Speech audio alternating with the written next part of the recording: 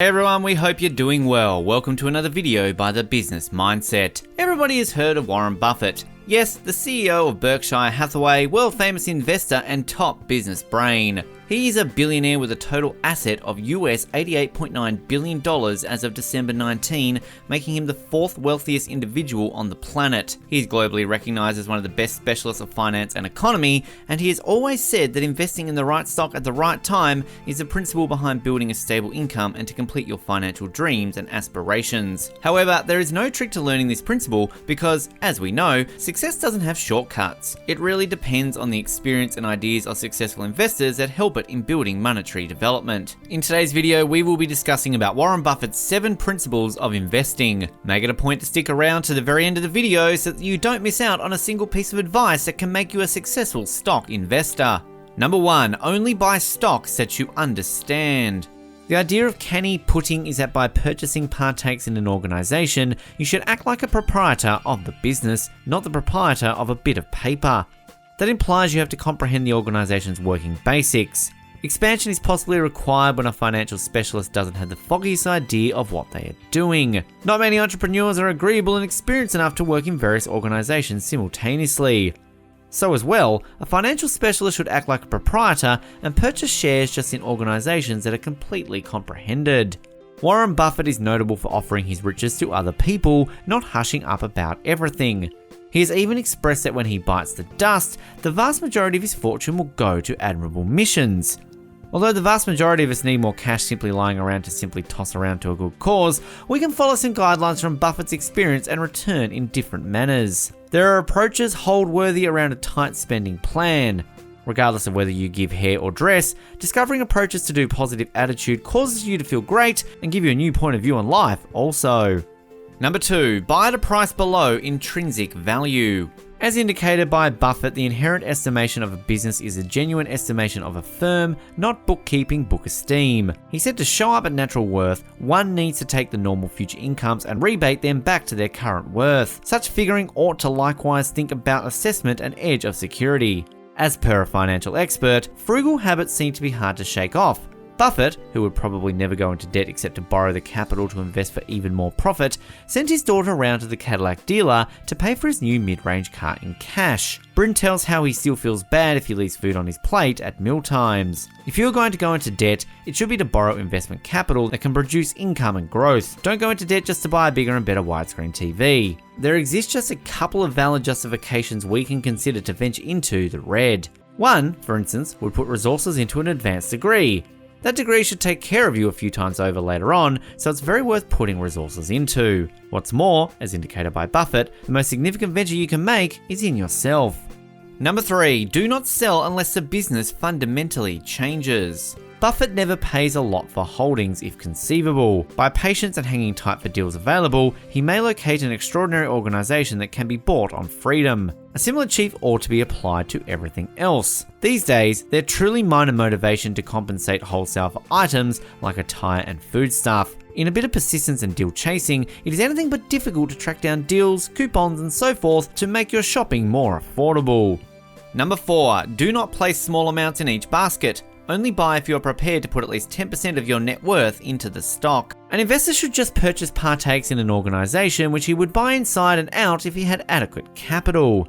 From this viewpoint, an investor should search for an organization with business tasks that are comprehended, has great long-haul possibilities, is worked by fair and skilled individuals, and is accessible at an appealing cost. Live beneath your methods, donate quickly, don't upset your money on extravagant stuff, and don't enthusiastically stray keen on the red. Decide the things you appreciate most through everyday life and intend to take advantage of those things. Adhering to these principles, as Buffett does, could prompt a less complex, increasingly agreeable life over the long haul. For example, Buffett still lives in a truly little house in Omaha, Nebraska, despite his millions.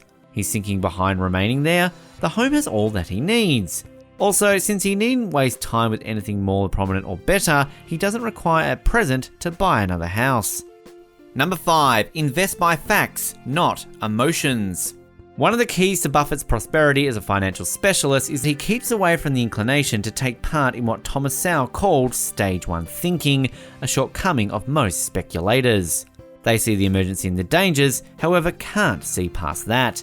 Their stomachs assume control over, they can't control their feelings, alarm sets in, and very much creative plans are surrendered. Buffett takes part in a stage 2 thinking. He expects that an emergency will lead governments and national brokers to concoct answers to address the issue. What is more, the more prominent the emergency, the more prominent the reaction is probably going to be. That permits him to see past the emergency, empowering his head to keep command over his stomach and his feelings. Wherever you end up responding to an emergency, ask yourself, am I engaging in stage 1 thinking? Do I know something the market does not? Is the news already incorporated into prices? Do I want to sell when valuations are low and expected returns are high? Will governments and central banks do nothing? Or will they address the problem? Have I reacted in the past to such events? How did that turn out? Most important, you need to ask this question. If I sell now, how will I know when it is safe to buy again? This is a big problem for those who sell during crisis. It is unreasonably simple to settle on fast choices without thoroughly considering things.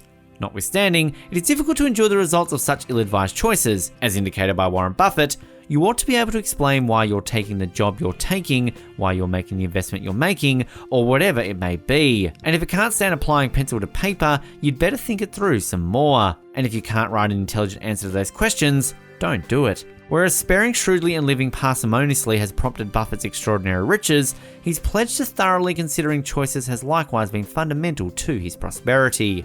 Number 6. Do not follow the crowd. Ignore the market, the crowd, and its fashions. Warren Buffett's passion is bridge. He once said, I wouldn't mind going to jail if I had 3 cellmates who played bridge. Noting the similarity between bridge and investing, he stated the approach and strategies are very similar. In the stock market, you do not base your decisions on what the market is doing, but on what you think is rational. With bridge, you have to stick to a taught offering framework. While there is no best framework, there is one that works best for you. When you pick a framework, you have to stay with it. Essentially, with contributing, to be fruitful, you should have a framework, an arrangement that decides your advantage designation dependent on your one-of-a-kind capacity, ability, and necessities to face a challenge. Similarly, as there is nobody's best offering framework, there is nobody's best resource allotment. In any case, there is one that is directly for you. When you create your plan and put it in writing, you need to stick to it. Here is Buffett's advice on the subject. Once you have ordinary intelligence, what you need is a temperament to control the urges that get other people into trouble in investing. As indicated by Warren Buffett, the indulgence in life is doing what you prefer. By following the counsel, it appears to be conceivable that everybody can bear the cost of an extravagance or two. Buffett has said on many occasions that he adores what he accomplishes for work, so he doesn't invest a lot of cash or energy in movement or unwinding. He makes the most of his everyday life, and in this manner lives in the lap of extravagance. You don't have to have billions to do what you love. Additionally, you probably will not continue with an exceptionally fulfilling life if you do not do what you love. Whether or not you are not as in warmth with your movement as Buffett is with his, find a recreation action that you do venerate. In case possible, you can even endeavor to pick up a side compensation while doing it. Number 7. Buy wonderful businesses, not cigar butts. Although Buffett could utilize his billions to go overboard on extravagant houses, costly vehicles, and different extravagances, he doesn't. He rehearses cheap living and abstains from going through cash absurdly. The draw to go through cash, regardless of whether we amass it after some time or come into it out of nowhere, can be extraordinary. Yet, following some guidelines from Buffett's experience can, without much of a stretch, lead to more prominent riches, budgetary autonomy, and a less upsetting obligation-free life. Do not place your eggs in numerous bushels. Set up your assets in one place and continue to watch that one. It is not necessarily the case that you are not coerced accepting the things that satisfy you on the off chance that you have the cash to do as such. In any case, you ought to consistently consider things and quest for bargains. Try not to go insane because you have the cash to spend. While you are here, go ahead and click on one of these 2 videos on your screen. See you there.